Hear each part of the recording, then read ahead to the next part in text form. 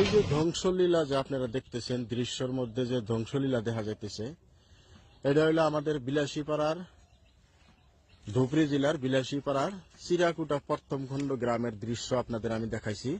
এখানে এখন থেকে মোটামুটি আধা ঘন্টা আগেই ধ্বংসলীলা শেষ করে প্রশাসন এবং বিভাগীয় সরকারের কর্তৃপক্ষ যারা আছে তারা ইতিমধ্যে এখান থেকে চলে গেছে।